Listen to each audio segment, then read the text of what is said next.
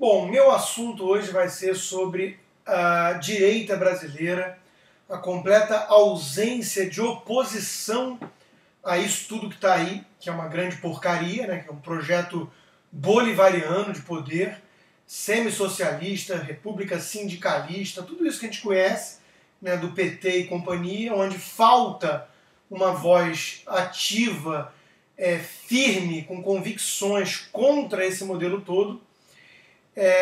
E falta também uma oposição organizada politicamente.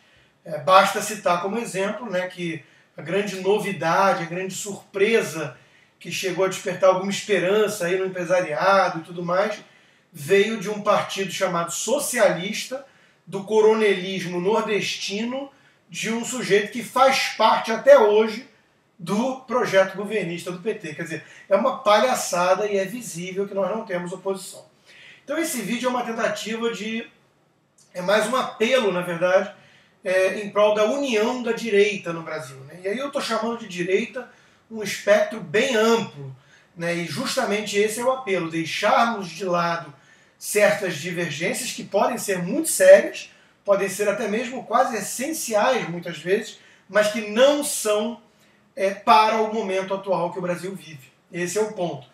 Né? Vamos ter vários pontos ali de beligerância, de divergência acirrada, mas que não devem ser simplesmente motivo de desunião, de briga, de separação no atual momento que o Brasil vive. É preciso separar hoje, no meu entender, aqueles que estão ativamente lutando contra esse projeto de poder petista / bolivariano e aqueles que apenas ficam querendo realmente o regozijo de posar como puinho ou defensor das soluções mágicas e tudo mais. Esses acabam sendo até mesmo às vezes inimigos ou, no mínimo, obstáculos e barreiras a essa direita que poderia estar se unindo em prol de uma oposição efetiva e de um Brasil bem melhor e mais livre. E por que o espectro dessa direita que eu estou aqui pregando a união é amplo? Porque nem é só mesmo a direita. Eu vou aqui abrir até mesmo concessão a uma ala da esquerda que eu acho que tem condições de diálogo, que eu acho que tem como defender boa parte desse projeto visto como de direita no Brasil, né? Porque é uma esquerda democrática, mais esclarecida, que respeita as leis, o império das leis, apenas tem uma visão mais social-democrata, digamos assim. Então você consegue pegar ali uma ala do PSDB, dos tucanos, né, que são claramente de esquerda, e jogar dentro desse caldeirão que eu estou chamando de direita oposicionista a esse projeto petista. E aí passa também por uma ala que é bem mais radical até dos liberais libertários, né? Alguns com raras exceções que defendem o anarcocapitalismo. Eu acho que esses tendem a jogar mais no time da desunião, porque vão acabar defendendo um modelo purista, radical, que acaba batendo muito de frente com a chance de qualquer conversa, diálogo e união dessa direita. Mas mesmo libertários que respeitam essa relevância do jogo democrático e da visão um pouco mais estratégica e tática de curto prazo, de que há uma urgência que clama por essa união, que é barrar o projeto de poder do PT, esses libertários fariam parte, poderiam claramente estar sentando à mesma mesa com essa parte da esquerda social-democrata mais esclarecida, europeia, né, que estaria se unindo, passando obviamente pelos liberais, que eu me incluo, né, e abrangendo também uma boa parte dos conservadores, né, dos conservadores de boa estirpe, dos conservadores que rejeitam uma visão mais reacionária, saudosista, em excesso, em demasia, de uma era medieval perdida, uma era do Éden, né, que teria ficado para trás. Conservadores que defendem, então, esse resgate moral, essa visão contra o relativismo moral de uma era que confunde talvez liberdade com libertinagem. Esses não só deveriam se sentar à mesa dessa direita unida, como são muito bem-vindos, em minha opinião. Seguidores da linha do iluminismo escocês, de David Hume, de Adam Smith, ou os seguidores do conservadorismo britânico de Edmund Burke e companhia. Esses, Roger Scruton e tantos outros, são muito bem-vindos, e é justamente essa a direita que eu consigo vislumbrar como tendo um campo abrangente de diálogo, mas todos unidos em prol dessa luta muito mais relevante no momento. E o que seria, então, o pragmatismo em prol dessa união da direita? Seria deixar, e aí vai ter que falar mais alto essa urgência do momento, deixar de lado certas divergências que muitas vezes geram muito calor, muito atrito, muita faísca e pouca concordância, pouca luz. Né? E podemos pensar em vários exemplos. O primeiro exemplo que vem à mente é a questão da legalização das drogas. Né? Eu, como liberal e economista, entendo que a proibição do consumo às drogas acaba gerando resultados nefastos, muitas vezes, como foi o caso da lei seca para a bebida alcoólica nos Estados Unidos, e entendo que deveria se legalizar as drogas por esse critério utilitarista e também por um critério mais libertário meu, que eu sou simpático, de que o indivíduo deve ser livre até mesmo para cometer esse tipo de autodestruição.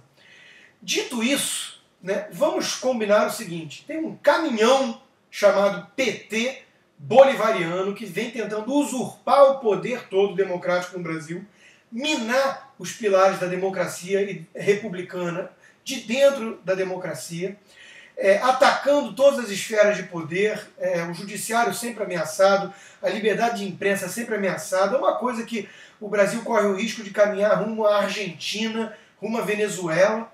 A Venezuela achava que não ia ser Cuba, a Argentina achava que não ia ser Venezuela, e nós achamos que não vamos ser Argentina.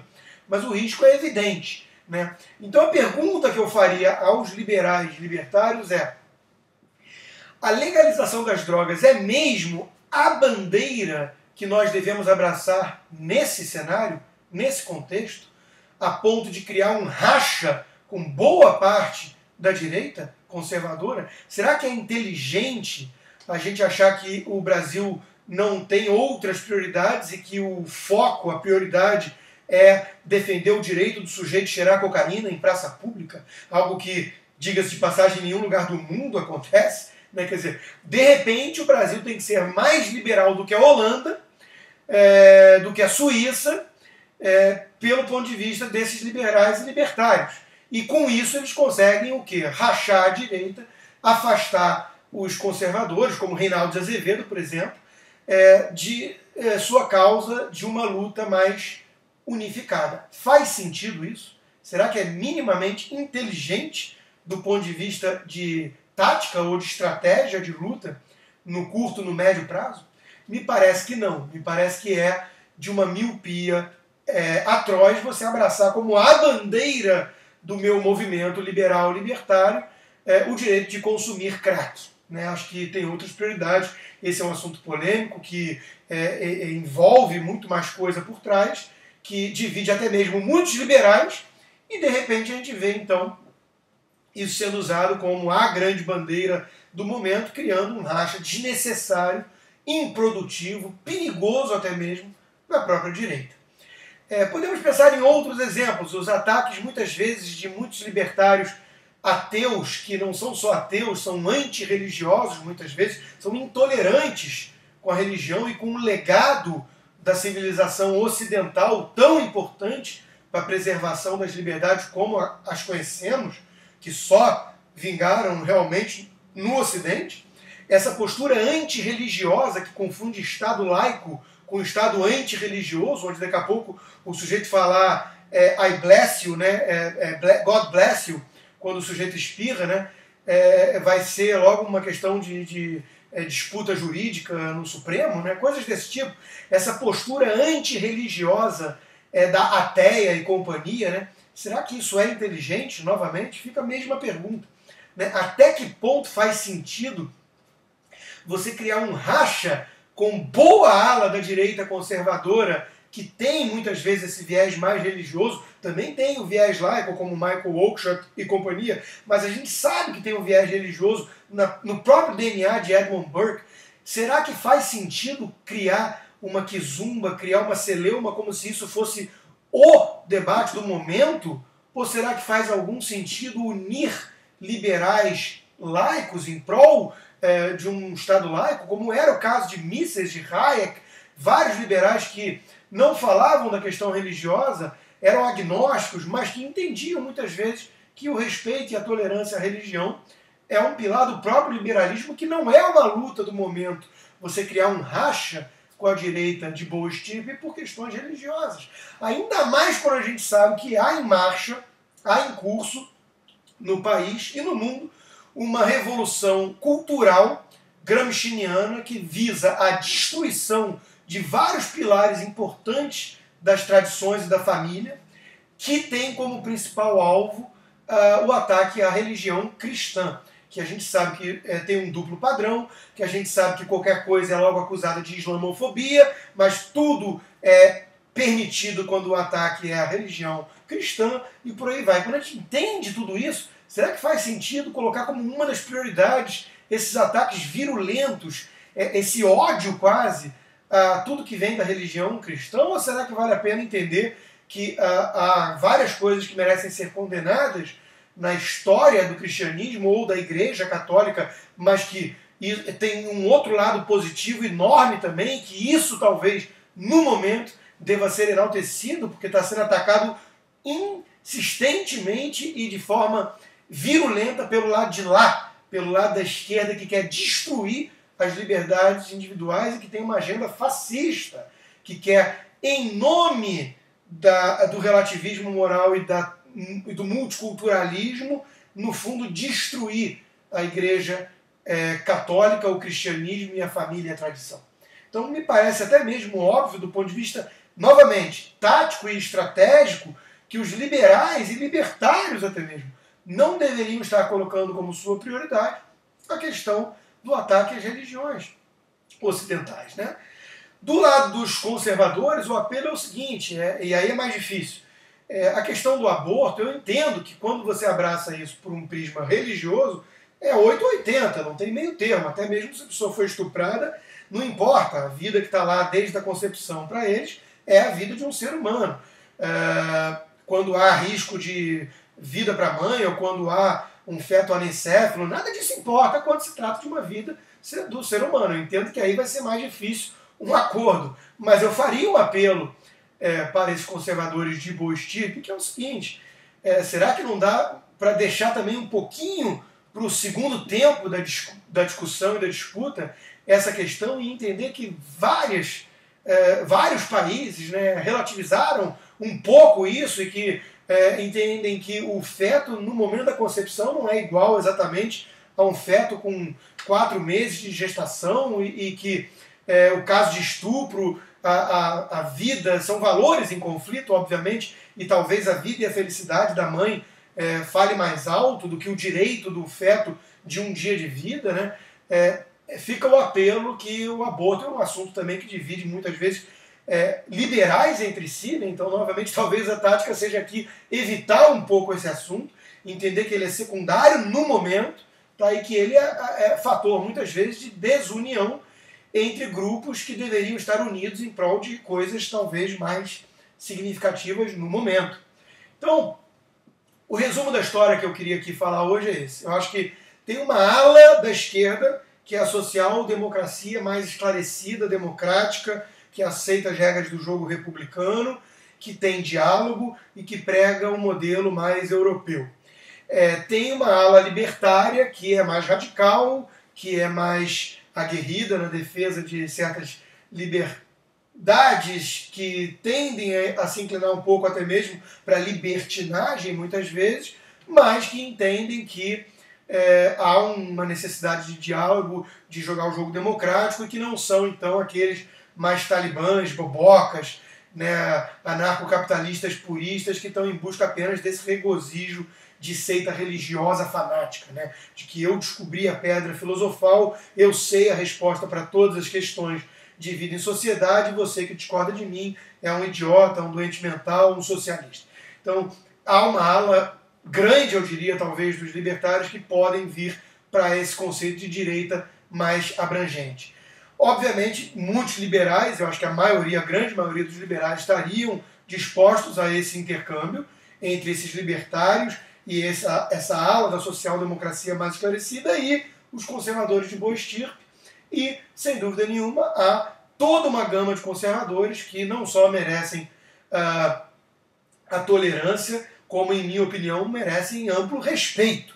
Quando a gente pensa em vários nomes, como João Pereira Coutinho, como o próprio Reinaldo Azevedo, como a linhagem toda que segue Edmund Burke na Inglaterra e nos Estados Unidos, quando a gente pensa em Roger Scruton, quando a gente pensa em Thomas Sowell, em vários pensadores de peso, né, que defendem uma postura mais conservadora, porque entendem, talvez, que esses pilares morais são fundamentais para preservar a liberdade na civilização como ela é. Né? Tem uma visão mais realista, mais distópica, mais cética da vida em sociedade. Então, o meu apelo de hoje é que nós precisamos, com urgência, dessa direita mais unida.